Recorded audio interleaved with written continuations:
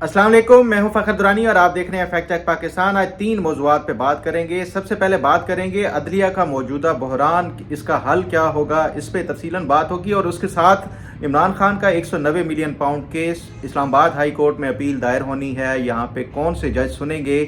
मेरी क्या इन्फॉर्मेशन है और क्या इमरान खान को कोई रिलीफ मिल सकता है या नहीं, तफसीलन इस हवाले से बात होगी। दूसरे नंबर पे बात करेंगे हम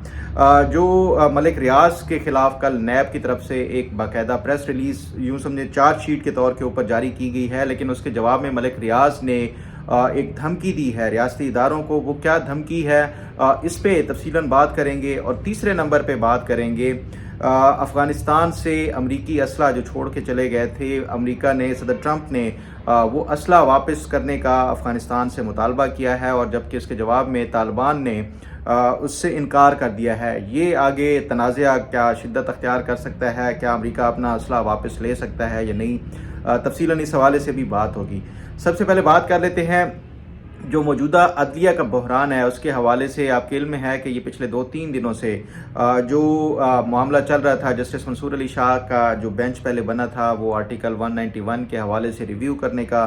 ये आर्टिकल 191 वही है जो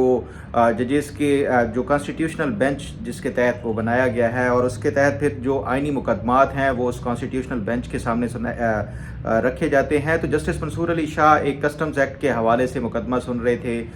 उसके बाद जब ये पहले बेंच एक बनाया गया, उसकी समाअत हुई, तो उसके बाद वो बेंच तब्दील कर दिया गया, और फिर उसके बाद जो मुकदमा जिस बेंच के सामने रखा गया था वो उसको डी लिस्ट करते हुए ये जो केस था वो कॉन्स्टिट्यूशनल बेंच के सामने, आइनी बेंच के सामने इसको रखा गया। उस पे जस्टिस मंसूर अली शाह ने जो डिप्टी रजिस्ट्रार थे सुप्रीम कोर्ट ऑफ पाकिस्तान के नज़र अब्बास, उनके खिलाफ तौहीन अदालत की कार्रवाई शुरू कर दी कि ये आपने डी लिस्ट करके ये जो मुकदमा है, क्योंकि जो ज़ेर समाअत मुकदमा होता है और जुडिशल ऑर्डर उसके तहत होता है, उस पे कोई आप एडमिनिस्ट्रेटिव ऑर्डर के ज़रिए उसको तब्दील नहीं कर सकते। तो ये वो बहस चल रही थी जिस पे जस्टिस मंसूर अली शाह की सरबराही में 3 रुकनी पहले बेंच, जस्टिस आयशा मलिक और जस्टिस अकील अब्बासी, ये 3 रुकनी बेंच सुन रहा था। फिर उसके बाद जस्टिस आयशा मलिक जो है वो उससे ये बेंच से वो हट के फिर 2 रुकनी बेंच रह गया है। और ये फिर उसके बाद जस्टिस मंसूर अली शाह ने 2 अमाइकस यानी जो मुआवनीन हैं अदालत के वो मुकर्रर किए, हामिद खान और उसके साथ मुनीर मलिक साहब। ये दोनों जो वकला हैं वो हैं जिन्होंने 26वीं आइनी तरमीम को भी चैलेंज किया हुआ है। दोनों किसी न किसी पार्टी, हामिद खान जो है वो पीटीआई की तरफ से इसको वो चैलेंज किया हुआ है 26वीं आइनी तरमीम को। और जस्टिस मंसूर अली शाह पहले दिन से ही उनकी जो 26वीं आइनी तरमीम है, ना सिर्फ उसके तहफ़्फ़ुज़ात हैं उस पर 26वीं आइनी तरमीम के ऊपर, बल्कि उसके साथ साथ उन्होंने बारहा इस बात का अंदिया दिया कोर्ट की समातों में भी, और फिर मेरे से भी उनकी जो करीबी ज़राए हैं उनकी बात हुई, तब भी उन्होंने कहा था कि वो 26वीं आइनी तरमीम को रिव्यू करना चाहते हैं। जस्टिस याया आफरीदी जो चीफ़ जस्टिस हैं उनको भी उन्होंने खतूत लिखे हैं इसको फुल बेंच बना के 26वीं आइनी तरमीम को टेकअप करने के लिए। ताहम अब ये कॉन्स्टिट्यूशनल बेंच के सामने 27 को लग चुका है, लेकिन सवाल ये है कि क्या ये जो आइनी बहरान एक शुरू हो चुका है और अदलिया के अंदर जो तसादुम है जजेस के हवाले से, इसका खात्मा कहाँ पे होगा। ये जो आइनी बहरान हर गुजरते दिन के साथ बढ़ता जा रहा है, ये कन्फ्यूजन जो है वो हर गुजरते दिन के साथ बढ़ती जा रही है कि कौन सा मुकदमा एक जो रेगुलर बेंच है वो सुनेगा और कौन सा मुकदमा आइनी बेंच सुनेगा। ये इस हवाले से मैं समझता हूँ कि ये जो 27 जो जनवरी को टेकअप किया जा रहा है आइनी बेंच के सामने 26वीं आइनी तरमीम के मुख्तलिफ जो पिटीशंस या दरख्वास्तें वो लगाई गई हैं, वो उसके तहत मेरा ख्याल है कि ये एक दफ़ा ही ये फैसला हो जाएगा। क्योंकि आज भी जो जस्टिस मंसूर अली शाह की तरफ से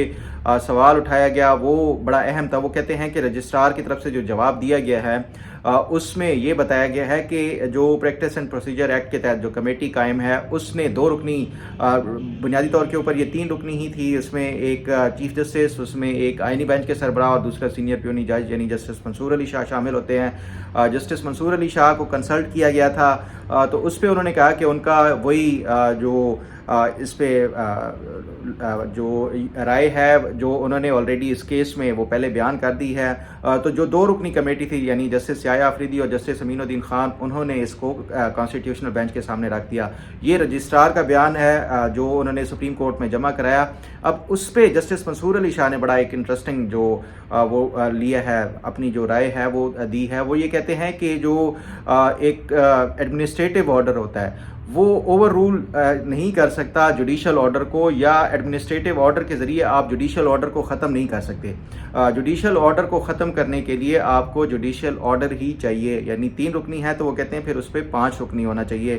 جو کہ ان کا یہ اس کیس کے حوالے سے وہ سن رہے تھے, اور جو اس کے حوالے سے انہوں نے اپنے آرڈر جاری کیا تھا وہ ختم کرنا ہے تو پھر 5 رکنی جو بینچ ہوگا وہ کیا جائے گا. یہ جسٹس منصور علی شاہ کا ماننا ہے, اور اس پہ انہوں نے جو آج امائکس سے جو عدالتی معاون ہیں ان سے رائے مانگی تھی, اس میں سے آج منیر ملک نے اپنا جو ہے وہ رائے دی ہے, اور اس پہ انہوں نے جسٹس منصور علی شاہ کی ہی وہ کی ہے توثیق کی ہے, یا اس کو انڈورس کیا ہے کہ جو جسٹس منصور علی شاہ کہہ رہے ہیں وہ بالکل درست کہہ رہے ہیں کہ کسی ایڈمنسٹریٹو آرڈر کے ذریعے, چاہے وہ قانون کے تحت ہی پریکٹس اینڈ پروسیجر ایکٹ ہے, یہ آپ اس کو جوڈیشل آرڈر کو ختم نہیں کر سکتے. تو اس پہ اب جو جسٹس منصور علی شاہ جب انہوں نے یہ نقطہ بیان کیا تو اس پہ میں سمجھتا ہوں جو اٹارنی جنرل ہیں وہ ایک قدم پیچھے ہٹ کے انہوں نے کہا کہ جو رجسٹرار کا جو ایک جواب دیا گیا ہے اس کو آپ کنسیڈر جو ہے وہ نہیں لے کر سکتے, کیونکہ انلیس جب تک وہ ڈپٹی رجسٹرار یا ایڈیشنل رجسٹرار ہیں نظر عباس وہ اپنا موقف اس توہین عدالت کے کیس میں نہیں دیتے, تب تک آپ یہ رجسٹرار کے جواب کو ایک جواب کے طور کے اوپر نہیں لے سکتے. اب دیکھنا یہ ہے کہ کل اس کو ٹائم دیا گیا ہے جو ایڈیشنل رجسٹرار ہیں اس کو وہ کیا جواب دیتے ہیں, کیونکہ اگر اس بنیاد کے اوپر وہ ایڈیشنل رجسٹرار بھی یہی کہتا ہے کہ وہ کمیٹی کے حکم کے اوپر یہ انہوں نے مقدمہ ڈی لسٹ کیا جسٹس منصور علی شاہ سے لے کے انہوں نے کانسٹیٹیوشنل بینچ کو لیا, تو پھر اس پہ جسٹس منصور علی شاہ اپنا آرگیومنٹ بلڈ کر سکتے ہیں کہ جوڈیشل آرڈر کے بغیر اس کو وہ ختم کیا گیا ہے, اس لیے یہ اب جو ہے ایک تو یہ جوڈیشل آرڈر کے ذریعے ہی اس کو ختم کیا جائے, اور پھر یہ جس کے اوپر میں سمجھتا ہوں کہ وہ جسٹس منصور علی شاہ بنیاد بنا کے آہستہ آہستہ ایک گراؤنڈ بناتے جا رہے ہیں کہ اس کو فل کورٹ کے سامنے سننا ٹیک اپ کرنا چاہیے بجائے اس کے کہ کانسٹیٹیوشنل بینچ کے سامنے سننا چاہیے, کیونکہ یہ جو معاملات ہیں کہ فلاں مقدمہ کانسٹیٹیوشنل بینچ کے سامنے جائے گا یا نہیں جائے گا, تو میرا خیال ہے کہ جو جسٹس منصور علی شاہ پہلے دن سے اپنا ایک جو ان کا نقطہ نظر تھا کہ اس کو فل کورٹ سنے, بظاہر یہی لگتا ہے کہ شاید ان کو یہ امید ہے کہ فل کورٹ میں ان کی یہ آ جائے گی, میجورٹی آ جائے گی, تو اس بنیاد کے اوپر وہ 26ویں آئینی ترمیم کو اڑا سکتے ہیں, اور یہی میں سمجھتا ہوں کہ اس کیس کی بنیاد کے اوپر وہ اپنا ایک آرگیومنٹ یا ایک اپنی جو ایک گراؤنڈ ہے وہ تیار کرتے ہوئے اسی طرف جاتے ہوئے نظر آ رہے ہیں کہ جوڈیشل آرڈر کے بغیر ایڈمنسٹریٹو آرڈر کے ذریعے اس کو ختم کیا گیا, ان سے ٹیک اپ کیا گیا ہے کیس جو ہے, اب یہ معاملہ جوڈیشل آرڈر کے ذریعے ہی ختم ہوگا, اور جوڈیشل آرڈر کے لیے جو اس پہ فل کورٹ بنا کے یہ معاملے کو سنا جانا چاہیے.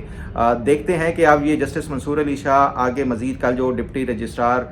ان کا جواب آتا ہے اس کے بعد کیا دیتے ہیں, کیا اپنا جو لائحہ عمل ہے یا حکم دیتے ہیں, لیکن بظاہر یہی جو مقدمہ ہے اس کی جو توہین عدالت کا مقدمہ ہے اس سے بظاہر یہی نظر آ رہا ہے کہ جسٹس منصور علی شاہ کے مائنڈ میں یہی ہے کہ اس معاملے کو جوڈیشل آرڈر کی بنیاد کے اوپر ہی آگے لے جایا جائے اور اس کو پھر فل کورٹ اس کے لیے سماعت کرے. تاہم یہ بھی دوسری طرف دیکھنا ہوگا کہ یہ جو رجسٹرار ہے یا ایڈیشنل رجسٹرار ہے یہ اپنے طور کے اوپر کوئی فیصلہ نہیں کرتے. یہ رجسٹرار کا مطلب یہی ہوتا ہے کہ چیف جسٹس جو حکم یا جو احکامات جاری کر رہے ہیں وہ اس کے اوپر عمل درآمد کر رہے ہیں, کیونکہ ایڈمنسٹریٹو معاملات کو بھی جو چیف جسٹس ہی دیکھتے ہیں, اور چیف جسٹس کے احکامات کے بغیر رجسٹرار کوئی قدم نہیں اٹھاتا, چاہے وہ کیسز کی فکسیشن کے حوالے سے ہو یا کیس ایک بینچ سے دوسرے بینچ کو تبدیل کرنا ہو, یہ سب کچھ. تو ایسے لگتا ہے کہ جسٹس یحییٰ آفریدی اور جسٹس منصور علی شاہ آمنے سامنے آگے ہیں. اب دیکھنا یہ ہے کہ کون اس کا جو ہے وہ ونر ڈکلیئر ہوتا ہے. بہرحال یہ جو بھی ہے یہ ایک سنگین آئینی بحران کی طرف ہم بڑھتے ہوئے نظر آ رہا ہے. جو معاملہ ہے اس کو دیکھتے ہیں کہ یہ کیا ہوتا ہے. ایک اب اس پہ مزید جو پیش رفت ہوگی وہ تو بات کرتے ہی رہیں گے, لیکن اس کے ساتھ ہی جڑے اگر ہم دیکھ لیں کہ عمران خان کا جو 190 ملین پاؤنڈ کیس ہے اس کے لیے پی ٹی آئی اپنی جو پٹیشن ہے وہ انہوں نے اپیل کے حوالے سے وہ تقریباً میرا خیال ہے کہ وہ شاید فائل کر دی ہے, یا یہ خبر آ رہی تھی کہ بشرا بی بی اور ان سے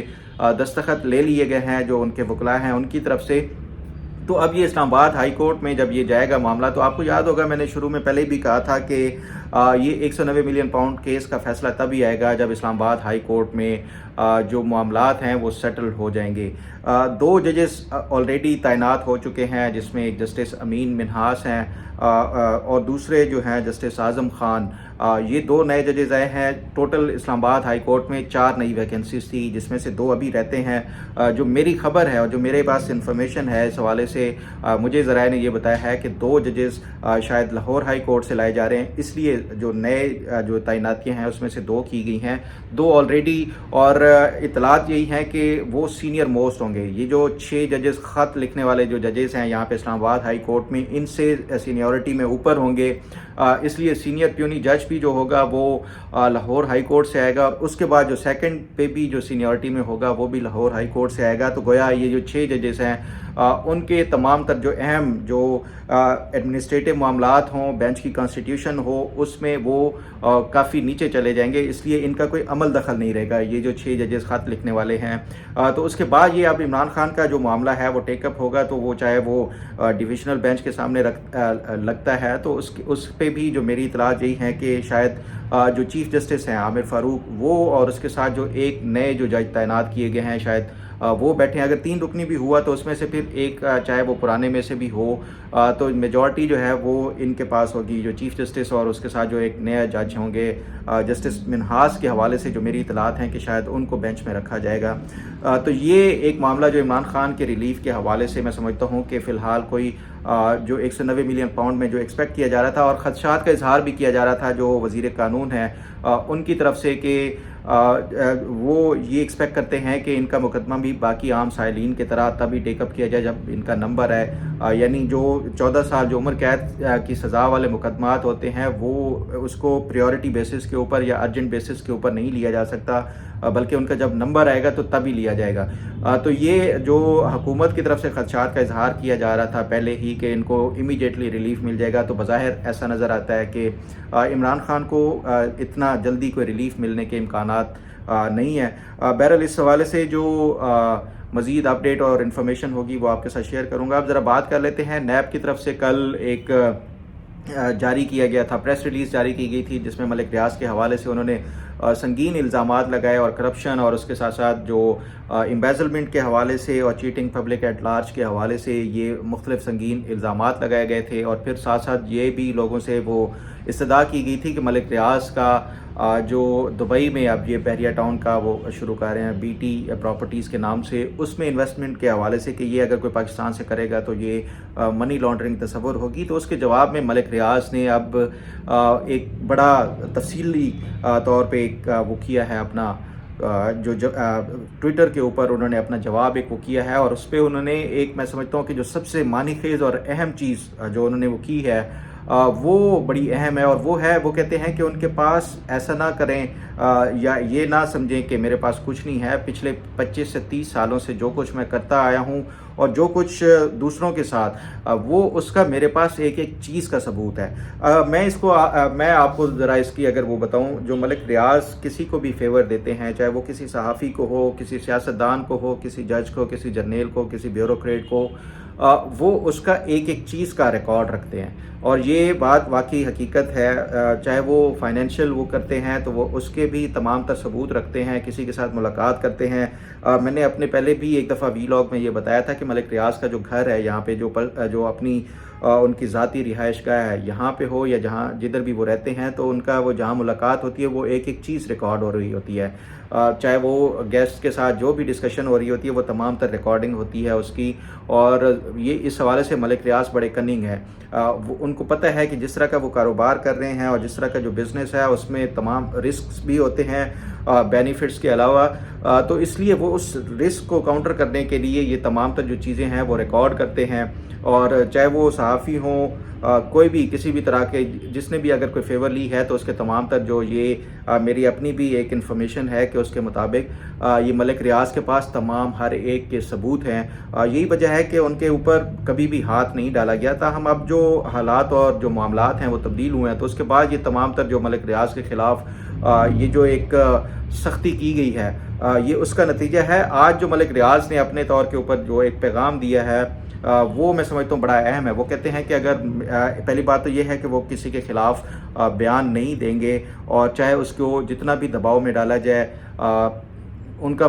ایک دفعہ پہلے بھی وہ یہ بات کہہ چکے ہیں کہ وہ عمران خان کے خلاف وعدہ معاف گواہ نہیں بن سکتے، اور اب بھی انہوں نے اسی بات کو دہرایا کہ وہ عمران خان کے خلاف کوئی بیان نہیں دے سکتے۔ اور دوسرا جو ایک اہم بات وہ یہ کہتے ہیں کہ یہ جتنے بھی انہوں نے یہ کام کیا ہے جو پاکستان میں بزنس کرنے کے حوالے سے، ان کو پتہ ہے کہ کتنا مشکل ہوتا ہے یہاں پہ بزنس کرنا، لیکن اس کے باوجود بھی انہوں نے اس کو ایک برانڈ کے طور کے اوپر ڈیولپ کیا ہے جو بحریہ ٹاؤن ہے، اور اس کو انٹرنیشنلی جو ہے وہ فیم دیا ہے بحریہ ٹاؤن کو۔ تو اس لیے وہ اپنے جو بزنس امپائر ہے وہ اس کو اتنی آسانی سے وہ نہیں کریں گے۔ میرا خیال ہے کہ جو ملک ریاض کی طرف سے یہ ایک دھمکی دی گئی ہے، یہ آج نہیں تو کل اگر ان کے اوپر جو گھیرا مزید تنگ ہوا تو بظاہر یہی لگتا ہے کہ وہ آہستہ آہستہ وہ اس طرح کی انفارمیشن لوگوں کی جو خاص طور کے اوپر اہم عہدوں کے اوپر ہیں وہ ان کی لیک کرنا شروع کر سکتے ہیں۔ بہرحال اب دیکھتے ہیں کہ یہ کیا نیب کی طرف سے جینوئنلی یہ دھمکی دی گئی تھی، اور کیا وہ ملک ریاض کے خلاف مزید جو گھیرا ہے وہ تنگ کر سکتے ہیں اور ان کے خلاف کوئی کارروائی ہو سکتی ہے، وہ جو بشمول بحریہ ٹاؤن کو کانفسکیٹ کرنے کے حوالے سے۔ تو یہ بڑا ایک اہم آگے ڈیولپمنٹ ہونے جا رہی ہے۔ اور دوسری طرف سے وہ میں نے آپ کو پہلے بھی بتا دیا کہ اسلام آباد ہائی کورٹ سے فی الحال کوئی عمران خان کو بھی کوئی ریلیف ملتے ہوئے نظر نہیں آ رہا۔ تو بظاہر دونوں طرف سے، چاہے وہ بحریہ ٹاؤن یا ملک ریاض کی طرف سے ہو یا عمران خان کی طرف سے ہو، ان کے اوپر مشکل ٹائم جو ہے، اور یہ ریاست کی طرف سے یہ فیصلہ کیا گیا ہے۔ اس پہ مزید جو پیش رفت اور اپڈیٹ ہوگی وہ آپ کے ساتھ شیئر کروں گا۔ اب ذرا بات کر لیتے ہیں امریکہ کی طرف سے صدر ٹرمپ کی،